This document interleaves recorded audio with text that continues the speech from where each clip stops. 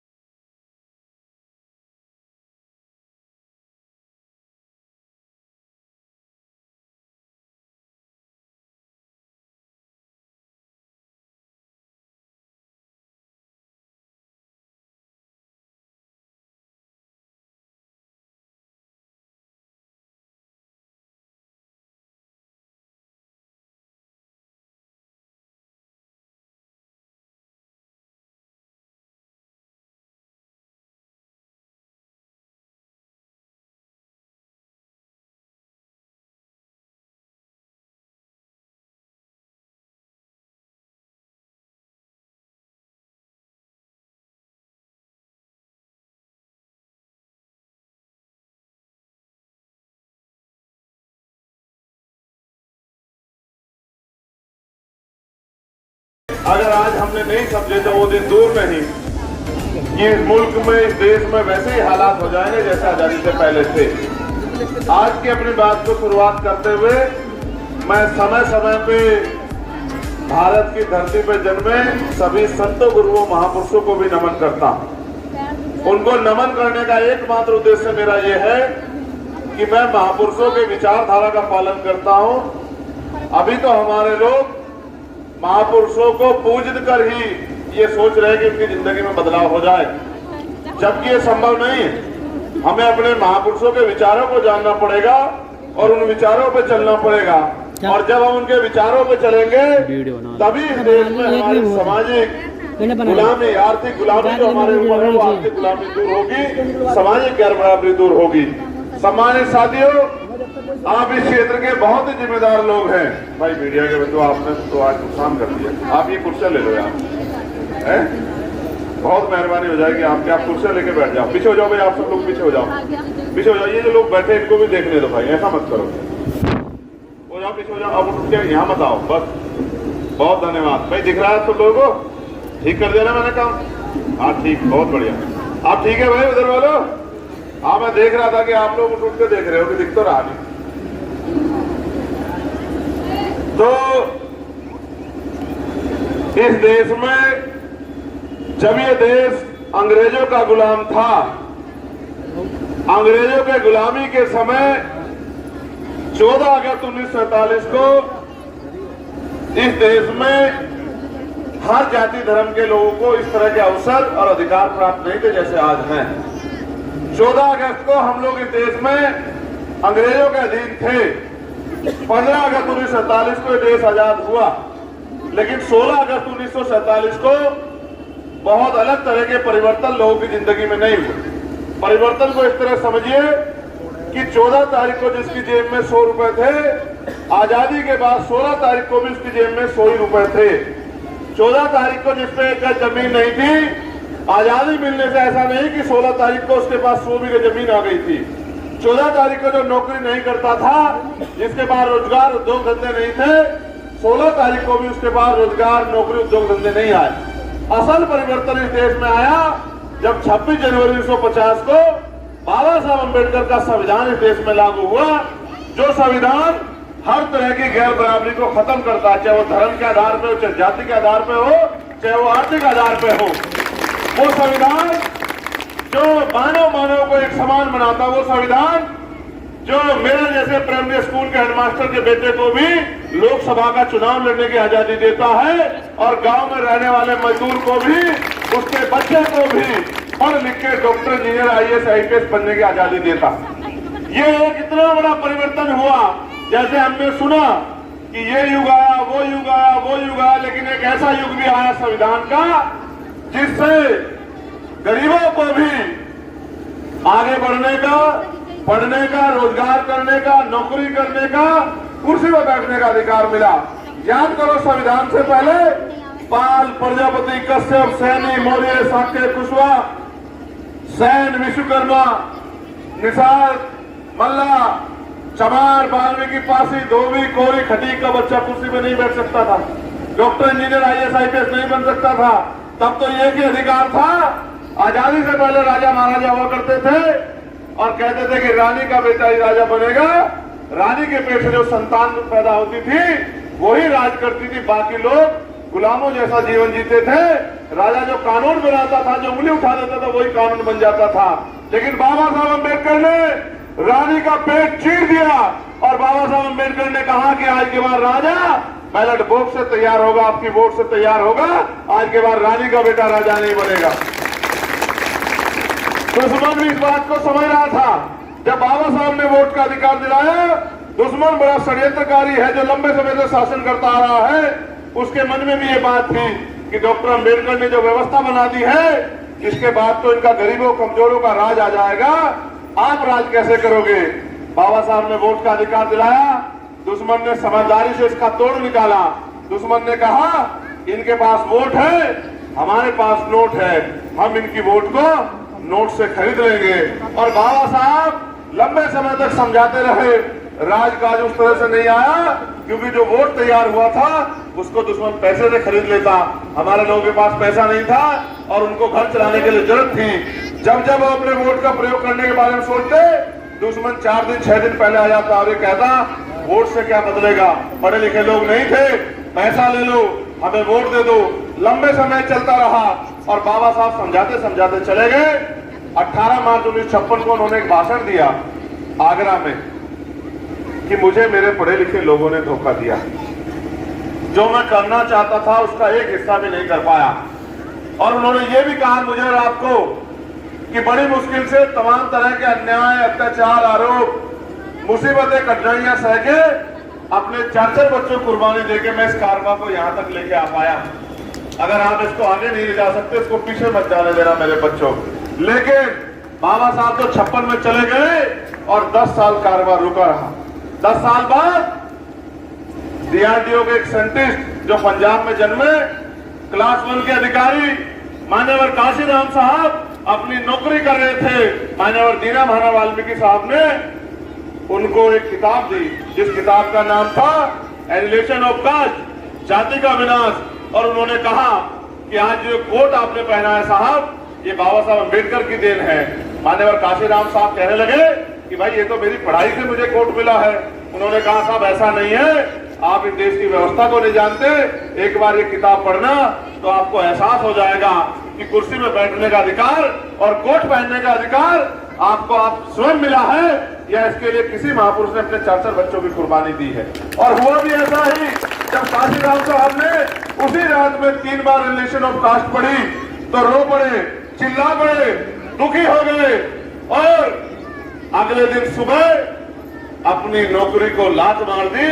उन्होंने कहा बाबा साहब तो मुझे शासक बना के गए थे, मालिक बना के गए थे। मैं तो समझ ही नहीं पाया, नौकर चाहे क्लास 1 का हो या क्लास 4 का, वो नौकर होता है। मैं इस देश में नौकर बनने के लिए पैदा नहीं हुआ, मैं इस देश में राजकाज लेके आऊंगा। और वो गली गली घूमने लगे, लोगों को समझाने लगे। जब मान्यवर काशीराम साहब मेरी तरह गांव गांव गली गली जाके लोगों को समझाते, तो लोग उनको कहते ये काशीराम ने तो अपनी नौकरी छोड़ दी है, इसने तो ये काम ले लिया है लोगों को समझाने का। भाई हमें तो अपना काम है, हमें तो मेहनत मजदूरी करनी है, हमें तो अपने बच्चों का पेट पालना है। लेकिन काशीराम साहब डरे नहीं, लगातार समाज को समझाते रहे। और उन्होंने जो सबसे बड़ी बात समझाई, जो बाबा साहब के दिल में टीक रह गई थी, उन्होंने कहा कि वोट की रक्षा बहन बेटी की रक्षा की तरह कर दी। वोट को बेचना नहीं है, वोट को जिम्मेदार आदमी को सौंपना है। अगर आप वोट को बेचोगे तो दुश्मन के हाथ में हथियार दे दोगे, इस हथियारों से आपके बच्चों के अधिकारों का कत्ल होगा और आप इस देश में फिर से गुलाम बन जाओगे। उनकी बात को समाज ने मान लिया, उनकी बात पर समाज ने भरोसा कर लिया और समाज उनके साथ उठ खड़ा हुआ। एक ऐसी आंधी भी आई कि जिनको कुर्सी पे बैठने नहीं दिया था, उनका मुख्यमंत्री भी उत्तर प्रदेश में बना।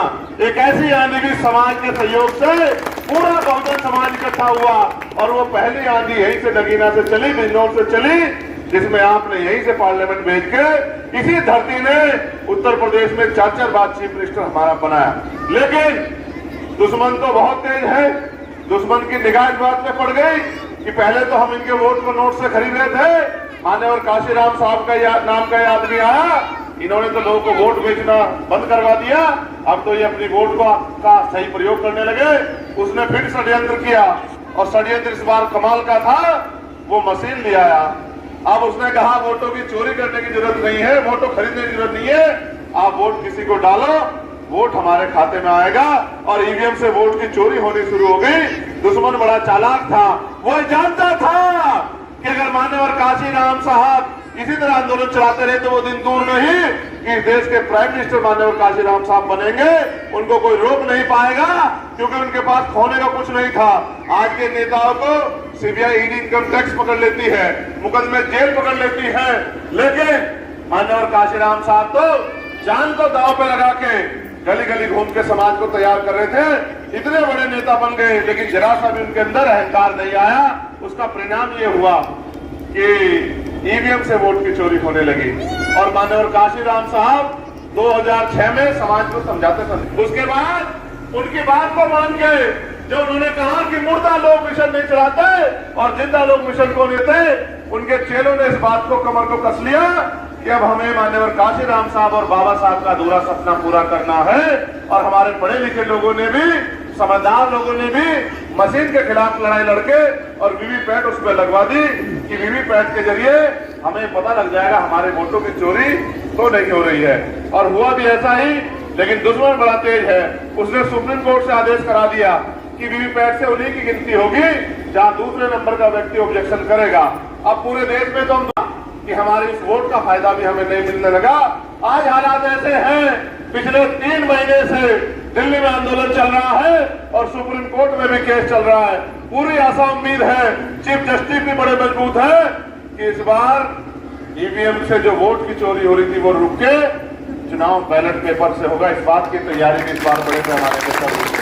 और साथ साथ एक और चीज हमने बात लिख के दी है हमारे साथियों ने कि अगर आप ये कहते हैं समय कब है, ईवीएम द्वारा बैलेट पेपर की व्यवस्था नहीं हो सकती, बैलेट पेपर चुनाव नहीं हो सकता, तो हमने उनको दूसरा ऑप्शन दे दिया है कि वीवीपैट में जो पर्ची निकलती है वो मशीन में गिरने की बजाय हमारे हाथ में आ जाए।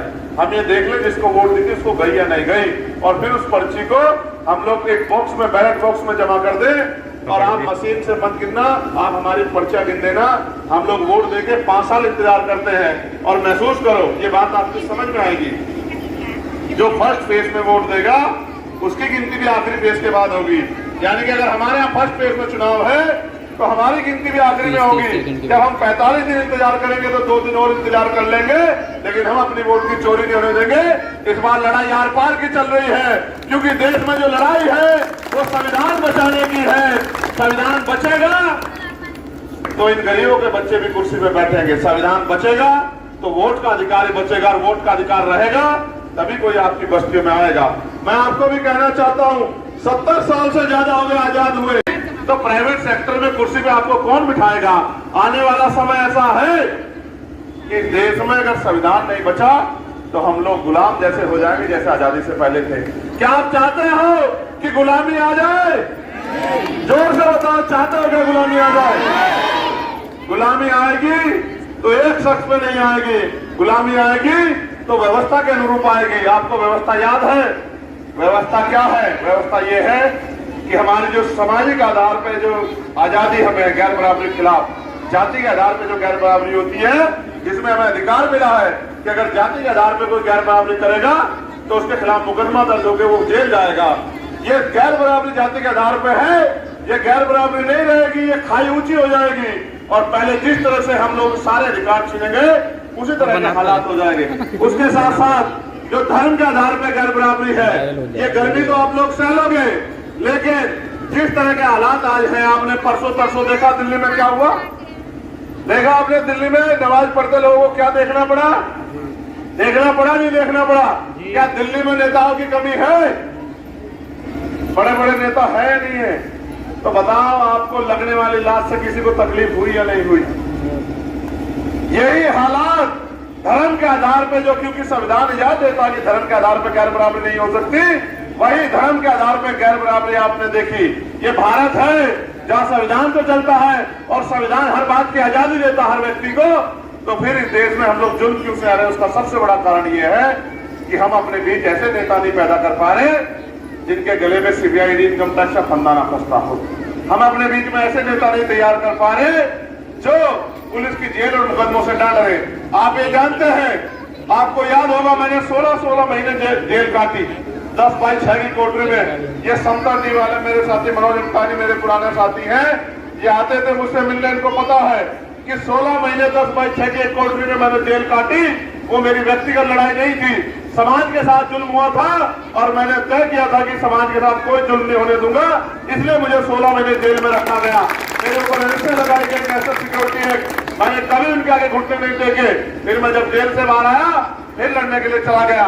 एक लड़ाई ऐसी थी कि जब दिल्ली में गुरु घर तोड़ दिया गया, वो गुरु घर जो 600 साल पहले एक ऐसा गुरुघर जैसा आपके यहाँ है, ऐसा ही गुरुघर 600 साल पहले सिकंदर लोधी ने वो जगह सतगुरु रविदास जी महाराज को दी थी। हम लोग चुप हो गए, सुप्रीम कोर्ट का आदेश है। हम लोगों ने आंदोलन को धार दी, पूरे पंजाब में, हरियाणा में, उत्तर प्रदेश में घूम घूम के हमने लोगों को तैयार किया और ऐतिहासिक आंदोलन हुआ। 5 लाख से ज्यादा लोग दिल्ली उतरे, पूरे दिन दिल्ली बंद रही और फिर 96 लोगों को हमें जेल भेजा गया। मैंने वो जुल्म भी सहा कि मैं 66 दिन जेल रहा, खूब अन्याय का किया गया, लेकिन हमने सुप्रीम कोर्ट को भी, MS आर्य जी यहाँ बैठे हमारे लीगल सेल के हेड भी हैं, उस केस को भी लड़ रहे थे। हमने सुप्रीम कोर्ट से वो जमीन भी वापस ली और सतगुरु रविदास जी महाराज का जो सम्मान था, जो उस हमारे दिल में उनकी रिस्पेक्ट को भी अपने कायम रखने का काम किया, उस इज्जत को भी अपने संभालने का काम किया। उसके बाद ही तत्काल में ही NRC जैसा कानून आ गया। NRC जैसे कानून पे भी सीना तान के हम लोग लड़े। हमने जमा मस्जिद से घोषणा की तो जेल चले गए, जेल गए तो खूब लाठियां खाई, जुल्म सहा, दांत तोड़ दिए गए, पैरों के नखून खींच ले गए। हम बिल्कुल नहीं हारे, जेल से बाहर आए, पूरे देश में गए NRC के खिलाफ साइन बाग बनाने के लिए, हर एक कमजोर मजलूम की आवाज बने, सबको हौसला दिया कि ये मुल्क आपका हमारा सबका है, मिलजुल के आगे बढ़ेंगे, बहुजन समाज बनाएंगे।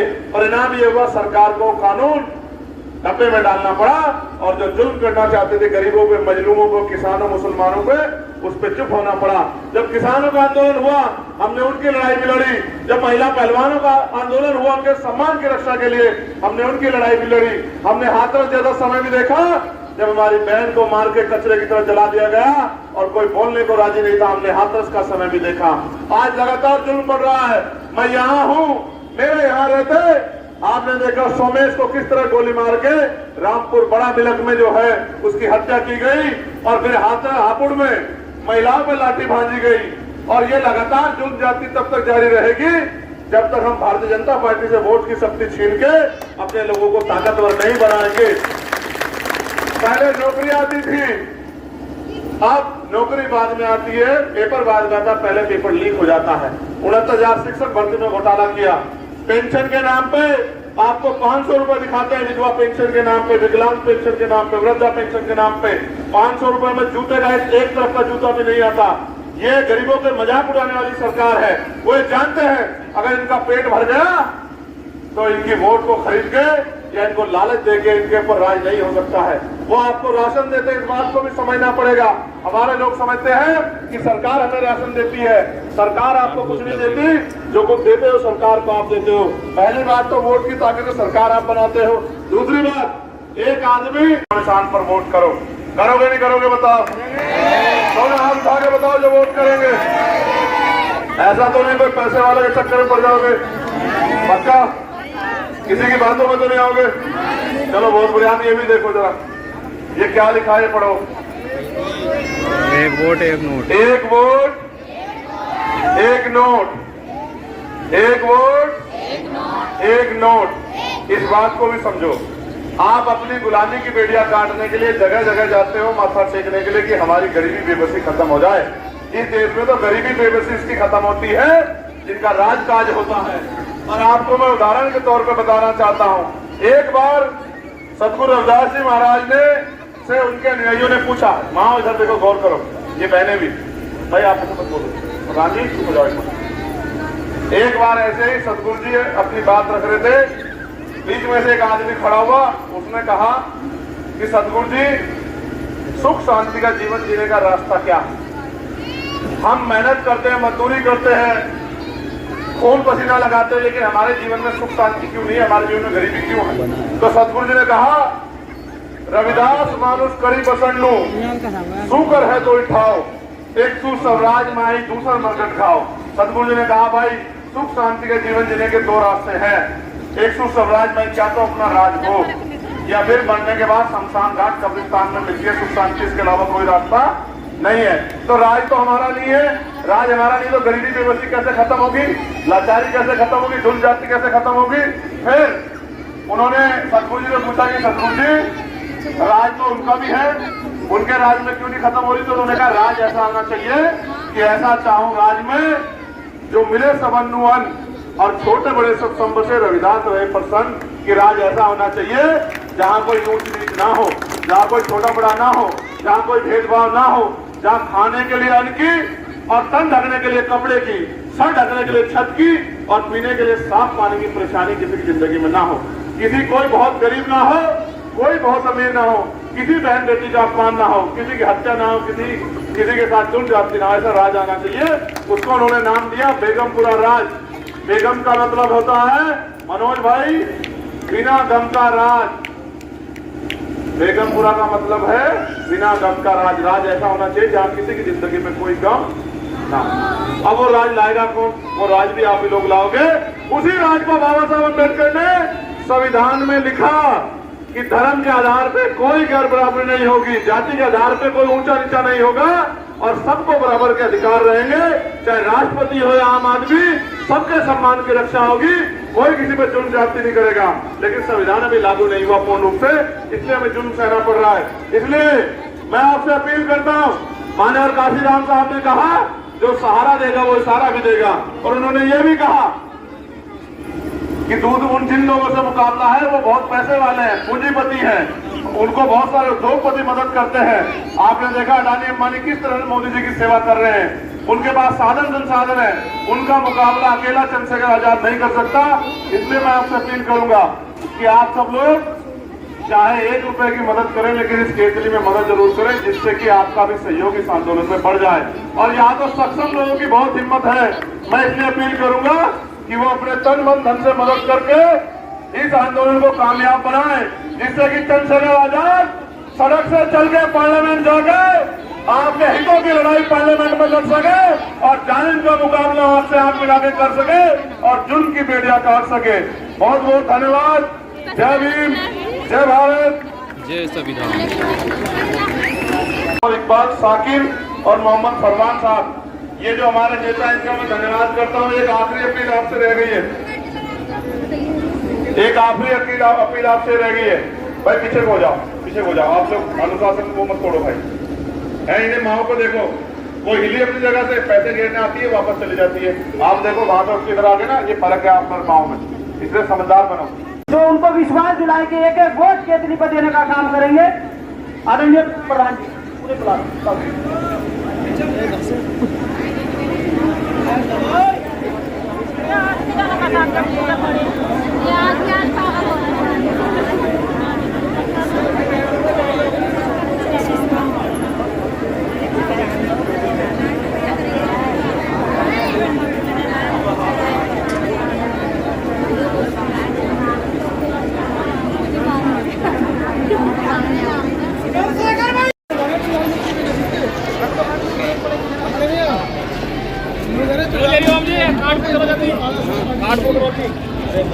ना भाई होश कर जाए तो कोई मदद वगैरह हम भी आगे इसके सामने हम जवाब ना देने कुछ भी और सुनाओगे हर के फोटो ले लिया, आ जाओ।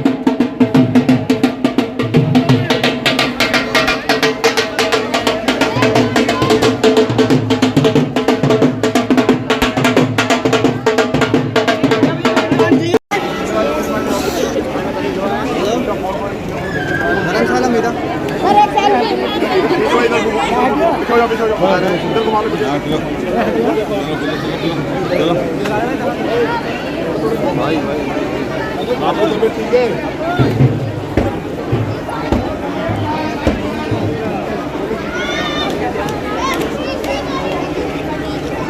चलो खूब पढ़ाई करेगा। सर एक सेल्फी